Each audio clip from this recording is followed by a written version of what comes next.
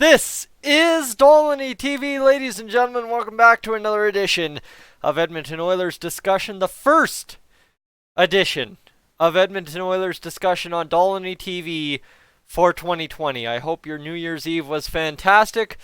Mine, well, you know what? Obviously, you didn't see any game reviews, so I went out and actually had a life for once. That's, of course, what I'd say. Only the second game all year I haven't watched any of, but hold on, I will caveat to that as a quick little note on there. I did watch 3 goals in the third period for the New York Rangers. Left the bar and the Oilers managed to win, so that's good, that's great. And now the one thing I will touch on there is everybody was complaining about the Oilers losing for the whole month of December. They finally win one at the end of the month, no matter what style it is in. Risky business is as risky business does, and people are still complaining. That's where my frustrations lie, okay? That's just straight up right there. Like, you complain that we lose all month, and then we win one. No matter what style we win it in, we win it, and we're still complaining. Can we ever be happy? Probably not. We're Oilers fans. Let's be serious. That's just, I don't care what side of any spectrum of Oilers fandom you're on. It's just, we're never happy. And I can say that truly myself to anyone. You talk to anyone on the street, straight across universal truth. Anyway, that being said, let's get back to that 2020 talk, shall we? Because let me tell you, that's the exciting part here today. Yeah, sure, the Winter Classic's probably on right now, and yep, whatever. But you know what? The fun for Oilers fans is, well, as everybody kind of put on social media, put on news headlines last night, the decade of darkness is over. Now, that's where my discussion point comes in. I've talked for 2 minutes, and now we're going to finally get to the topic, because let me tell you, it's as simple as this. The decade of darkness is not over just because we flipped to 2020, okay? Woo, we flipped to 2020 because, alright, let's go back to post-2006 playoff run, alright, all the way to the Stanley Cup Finals Game 7, and all that. Seriously? You know what, for most Oilers fans, a lot of people would probably say that was also the decade of darkness for the most part on the second half of the decade. Well, here's the thing, alright? No, it wasn't. It was more a decade of mediocrity where the Oilers didn't really get any number 1 picks until that Taylor Hall pick. Well, okay. Fine, dandy, great. Alright. But then you get into the decade of darkness, 1 playoff appearance in 10 years, blah, blah, blah, blah, blah. Technically speaking, this is the 1920 season, so we've got roughly 6 months to see where this is all going kind of deal still, and it still has strings attached to last decade. So then, okay, all of a sudden, like I said, we're never happy as Oilers fans. Suddenly everyone will be able to be saying, well, that's due to what happened in the last decade, so this isn't part of this decade's success. But, okay, I'm being funny there, alright? I'm being a little facetious there, if you get where I'm going there. But you understand, right? Nothing's done yet just because the calendar flipped. It's as simple as that, right? Just because you turn the page on the calendar from December 2019 to January 2020, nothing's done. But that's where the fun part comes in, is because, yeah, I don't care what side of the argument. If you're on the side of the argument, Holland has to sell the farm. We have to make the playoffs this year. Nothing else down the line matters. Heck, I don't care about 2021. I don't care about 2022. I just want playoffs this year and this year only. I don't care if you're on that side of the argument or you're on the side of the argument that we have to build a contending team for 5 to 6 years of this decade to begin and try and win 2 or 3 Stanley Cups while we still have Connor McDavid under contract. Well, okay. You've got the 2 sides of the argument, 2 sides of the coin. I don't care. Whichever side you are, it comes down to this, is there is plenty of time to go, but you have to sit here and realize Ken Holland's plan isn't going to just magically transform and solve all the Oilers' problems by June 7th, 2020. It's just not going to happen. Alright, that's clear as day. I mean, you know what? Technically speaking, we're in that final wildcard spot. I think we're tied for 3rd in the division in points. So technically speaking, you get into the big dance.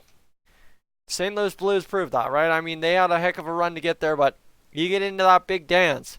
Anything can happen. I don't care who you are, right? Think about Columbus. Think about Columbus against Tampa Bay. They rolled over. Tampa Bay and got the job done. I mean, yeah, sure, that Columbus team had some good players, made some big trades, but it was Tampa Bay. There was no reason that should have been a sweep. So you get where I'm going there, as well as the simple fact of all we have to do is make it. And that's the key. That's the only expectation this year, is make it. Not finish first, not finish second, not finish third. Just make it. And if that's the fourth or fifth wildcard spot, it is what it is. You've made it. And that's the thing. Again, back to my point about Oilers fans never being satisfied. We could be first in the division, and unless we win the league, it's not worth it. Right?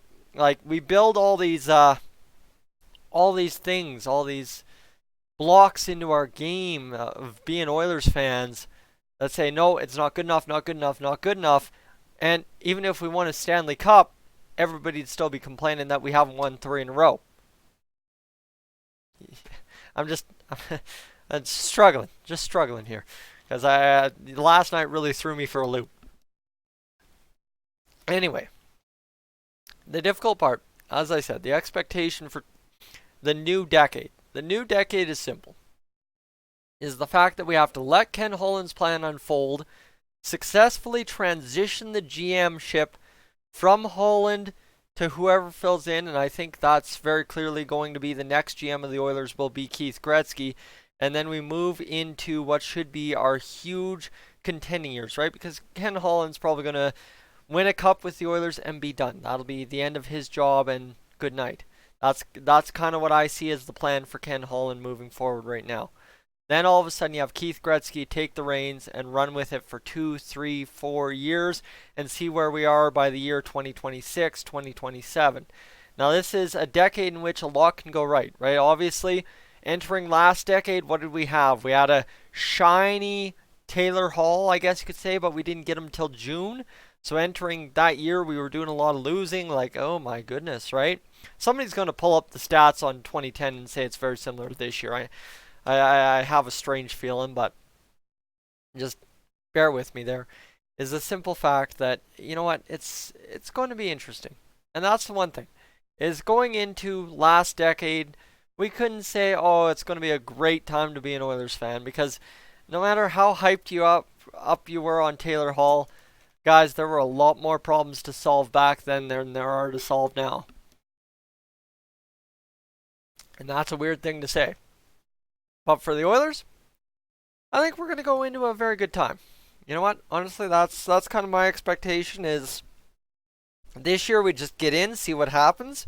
Next year we're really set up, right? Obviously the cap space, do it right, probably trade Darnell Nurse. Why the heck are my shoulders all wonked out? And then make some moves, right? Make some moves. Make a stamp on this team to be a contender. And then deep playoff run next year, deep playoff run the year after. And one of those 3 years, the year after that as well, a cup, and suddenly problems are solved, right? And it's as simple. Ask yourself this.